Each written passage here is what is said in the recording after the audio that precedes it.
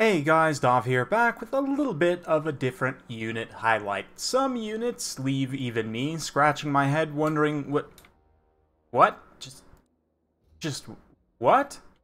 And one such unit is Aspiring Champions. Here today in this free-for-all, we've got a massive vanguard of 5 Aspiring Champions with gold chevrons, because why not? They've got Vanguard, magic attacks, and heavy armor, only 12 unit models, and pretty low HP, like 2300 HP in total is terrible. But 103 leadership, 57 attack, and 75 melee defense, yes. So, if you want to go full Vanguard, this is your front line, basically, as Warriors of Chaos. We've, of course, got plenty of Hounds as well. Archaon leading the way with the Manticore.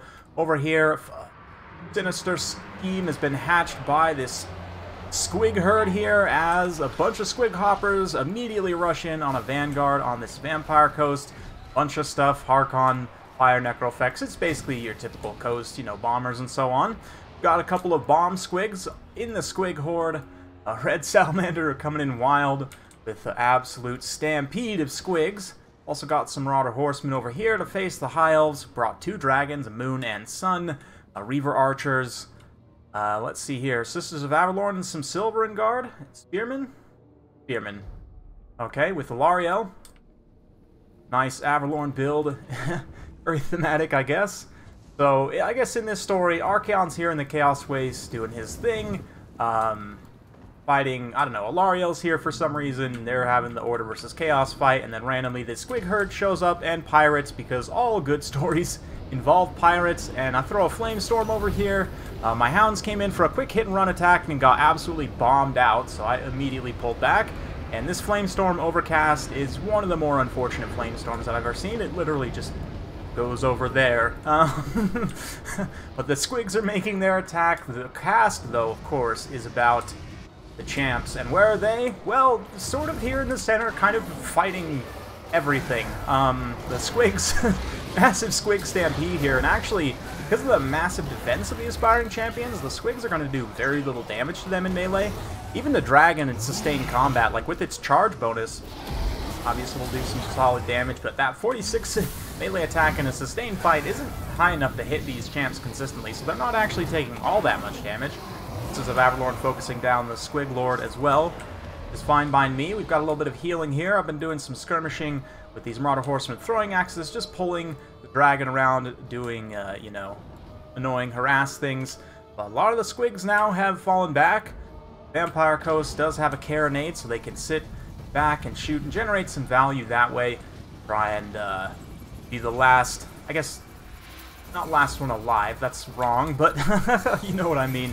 The champs, though, I'm kind of trying to stick to this little bit of woods as much as I can here, while still coming forward to attack, but a roasting breath attack there is going to do a significant amount of HP damage. Doesn't actually kill any unit models there, but not great. Enraged Manticore is also not great, going to dive immediately into some spears. You gotta love that Enrage sometimes. But yeah, just kind of all of our forces somewhat reforming here, pulling back my Marauder Horsemen. I've got a handful of Hounds left from that engagement. Vampire Coast, again, using this carronade to what effect they can. The Squigs also reforming, getting ready for another charge here, so yeah, I missed it earlier, but one of these bomb Squigs came in and did an absolute ton of damage to the Sisters of Avalorn. Apologize for missing that. I don't know, hopefully this cast makes it onto some more, this replay rather makes it on some more casts on different channels, because there's a lot that happened, to be honest. But that Flamestorm there in the distance as my mobile units kind of pull away, but the champs just tanking here in the center. Another breath attack on them. Fighting the Chosen. Honestly, champs probably one of the coolest looking units in the game. Like, they might even be the best looking infantry unit, in my opinion. Just these hulking, towering Chaos Warriors with their power swords, glowing shields. They look awesome. They just, yeah, too bad they're not actually amazing. Here, though, they're tanking damage, like I said, mostly things that can't shoot them or don't have high enough charge. With this high of stats, they'll be able to hold just fine. Archaon comes in, delivers a power strike to Alariel, and she's quickly gone. He immediately gets swarmed by angry Squigs and Squig Hoppers. See the dragon there also fighting. Sisters of Avalorn doing their best. to hold the line. Actually, they have pretty decent melee defense, all things considered, but all of the, you know, missile damage, explosive squigs, charges from different things, been a lot. Champs are holding, trying to get to Archaon as the squig boss throws his fermented fungi at this dragon here to make sure it stays locked in place. Vampire cosplayer starting to advance the zombies up across the field, take an active defensive position. And this horde of champs, man. Absolute horde of champs pushing through, just wrecking squigs. And certainly they can hold for quite a long time and not take much damage. And since they're relatively cheap anyway, the damage they do take is not a lot of points in terms of free-for-all and value. So actually, is this like a meta in free-for-all? Let me know if you guys think so in the comments below. But yeah. Auto Horsemen, thankfully the throwing axes have shields, which will help somewhat against that Sister of Averlorn fire. They can do a quick hit and run, try and chase some routing units off. They're mostly gone, though, at this point. Likewise, the squigs hanging on. There are a handful left. The Squig Lord also in pretty decent health at this point. Horde of champs still holding, fighting where they can, getting ready to advance now on the vampire counts if I can extricate the rest of my forces. I was hoping Archaon would be able to finish things off here, but actually surrounded by squigs. We have failed. And with the Squig Lord also involved, Archaon's going to take a little bit more damage here than I'm comfortable with. I'll split my champions at this point. One of them is still fighting these squigs right here. Just trying their best to finish them off. I don't know, they're not actually attacking, it looks like. But these guys are coming over here to help Archaon. Oh yeah, power swords out, nice charge animation. Firing champions, of course, do have Encourage as well, which is, for those of you guys who are wondering, units with Encourage and heroes and lords with Encourage do not stack. And the heroes and lords, I believe, have slightly higher. I believe it's plus 12 leadership, and this one's only plus 8. I could be wrong on the specific numbers just slightly, but I know that for sure the lords and heroes are higher, and only the highest one applies, but still nice to have these guys, especially if you're running like pretty wide, and again, like mass vanguard hounds and marauders.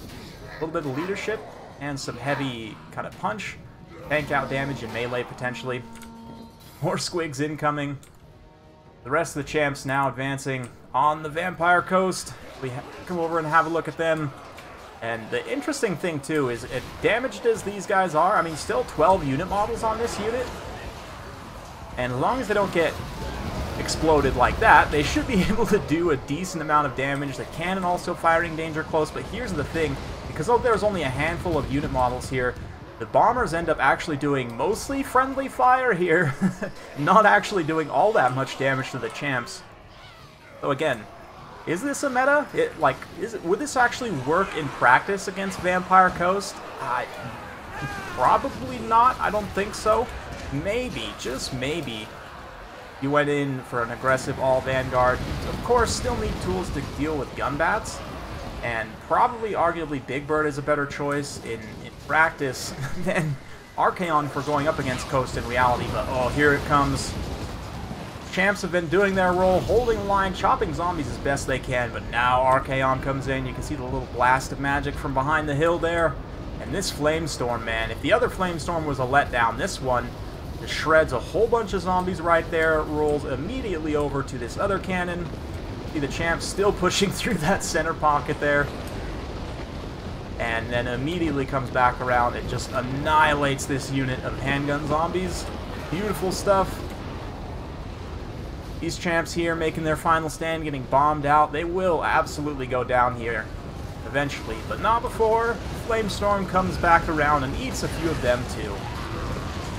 Oh man, I love Flamestorm, especially overcasting it in free-for-alls, because it lasts like more than a minute, I think. It rolls around and kills everyone. It's great. So much fun. And the Archaon there gets finished off by Harkon. Luther Harkon coming in, trying to get Archaon's corpse, I'm sure, for some nefarious schemes. One more fungi there from the war boss, who's still somehow hanging around. There's a handful of tattered high elves as well, a few spearmen, some Sisters of Averlorn. At this point, though, I'm pretty much done. I've just got a handful of champs still coming back for more. Get blasted. At least a couple of them will. Ah, he's fine. You see, he got up. He's totally fine. And immediately runs away. Oh, yeah. At this point, I've got a pretty comfortable lead in terms of points. The champs actually were able to do a lot of damage to the squigs. Actually do some good damage in melee. And, of course, Archaon. We'll look at his kill total later from the Flamestorms. But good damage there as well. Champs having a hard time deciding whether they really want to get more grenades thrown in their face or not. Mostly deciding probably not. We'll fast forward a little bit here through this endgame. As the Squig Lord comes forward, he's going to make his final glorious charge against the Necrofex. Gets hit there and immediately routs. Oh yes. Glorious Gobbo. Oh no, here comes Harkon too. Good thing he shattered. And the last of my champs, too. I forgot about these guys. Came in the side here. Actually just about killed a unit of polearms. And, of course, the grenades come. Oh, no, they're still fighting. Oh, there we go. One more volley of grenades will do it, probably. A couple more attack animations there. Yeah, they're gone now. Couple more engagements, though. Just a handful more to revel in the glory of the champs. Chopping zombies. Very interesting engagement, I have to say. Massive melee defense means the zombies are unlikely to get hits, but they still technically do have a chance to hit. And if they do hit, they're not going to do hardly any damage, but they will technically do some damage. You'll see that here as they're able to maybe pull down like 1 or 2 models of these camps in the late game. Kind of shows you the dice rolls of Total War Warhammer. Eventually, kind of the law of large numbers kicks in many situations. And that's one of the issues with champs, is because they have low model count and low HP. They do have bad RNG, or even just get hit by charges or anything else, they'll evaporate very quickly. Last of them also, again, getting bombed out over here. Plenty of friendly fire on those zombies. Actually, bombers used up almost all of their ammunition and ended up racking up a lot of points. Ira's just about been able to come back and catch Red Salamander. The question is, will he be able to catch me with the last man standing debuff? Got a handful of targets there, and that's it. Didn't quite catch up. Pretty far ahead there at that point, but almost 400 kills on Archaon. Yeah, how much did the champs actually contribute to victory there? It's hard to say, considering they're fighting squig hoppers and squig herds a lot of the time. Like, those are relatively low model count units, so they didn't end up getting actually that many kills. But the zombies, likewise, also kind of bombing themselves. They did get some kills on zombies, and like 88 kills here, 67, 56. Pretty good stuff. I mean, KDR, all of these guys, if you think about it in that way, I mean, there's, what, 12 man to a unit, so they absolutely all have a positive KD. The Hounds, not so much. Definitely getting a little bit wasted there in the beginning, but hey, that's free-for-all for you. Marauder Horsemen also with the throwing axes generating great value, going after Lost Souls dragons here. That ended up being a little bit rough for him. Likewise, Red Salamander's kind of disruption with the Super Squigs, which unfortunately don't count the kills. A few of these guys had some pretty good blasts. I think 1 or 2 of them might have got caught by my Hounds, and maybe Archaon popped one. I don't remember exactly, but hopefully this, like I said, this gets cast on some more channels and you guys can see those Super Squig detonations. But yeah, very fun stuff. Free-for-all is always a good time to try out weird and different things because it's all, you know, purely for fun anyway, right? And yeah, as for would I try this, I have actually seen there, if you look up Aspiring Champs on my channel, you'll see some long ago replays of them being used in a similar way to this, with an all Vanguard build, I believe with Big Bird though, and maybe even more of a Massive Hounds. I can't remember exactly what it consisted of, but it was something similar to this. I want to say it was against Vampire Coast or maybe Empire, and it ended up working out reasonably okay. The fact that the champs, again, if they don't get shot, which against Vampire Coast is very possible, but at least they have a good missile block chance. And they also, of course, have Vanguard, so they can start out close, and on certain maps especially, you can get into combat with them pretty quickly.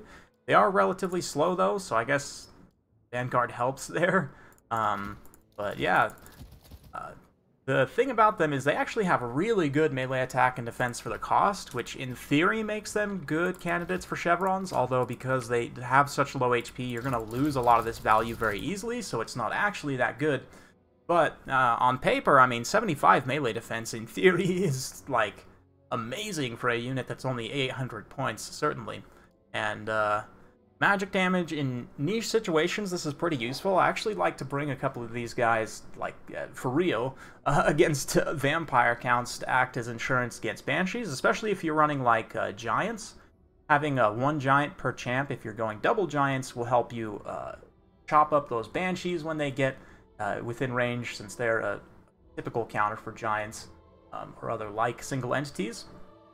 Chaos in general has a pretty good amount of magic damage, but this is kind of a cheap option that can not only do that, but it also helps support leadership for all the units nearby. Like I said, good missile block chance, it's 55% heavy armor, only 32 speed, which actually compared to, like, Chosen is faster, but 44 weapon strength apiece, I mean, like Chosen, very similar. Honestly, if Creative Assembly wanted to make this unit good, I would say increase their HP a little bit. You wouldn't even have to do it that much, like maybe, I don't know, like 1,000 more HP is a lot, but it still would leave them relatively low. But like, I don't know, you give them like 100 more HP per model, and I think suddenly they could maybe be a little bit more viable as an actual pick to bring as kind of a support unit for your front line, give it some extra defensiveness. As it is right now, though, like, so if I were to come up with an actual build here, and again, I say actual very loosely, I might go with Gehenna's Hounds, and maybe Final Transmutation, or maybe Searing Doom instead of Hounds. Final Transmutation to try and blow up some enemy artillery pieces, and then, yeah, obviously go with the heavy Vanguard of Horsemen, very key, and then Hounds. Yeah, I don't think this would actually work against Coast. Maybe it would work against, like, Empire. I don't know. This is such a meme build. It's really not good at all, but we can almost afford a Manticore, very close. I guess I can cut one chevron here. Something like this. Got actually some good elements. You know, Big Bird double Manticore by itself, like, is pretty good. Monster combination. Marauder Horsemen with throwing axes. That way you don't have to use the Plague of Rust, you know, for their targets, and they also have a missile block chance. Your champs can then come in the front line, and you use the Plague of Rust if they're going to potentially have to fight, like, some crabs or something. I don't know. I don't think this would actually work, but let me know if any of you guys end up trying it, how it goes. Thanks for watching. Hopefully you enjoyed. Like this type of content, be sure to like, subscribe, hit that bell notification button. Every time I upload a new video, you'll be notified. Thanks again for watching, and we'll see you next time.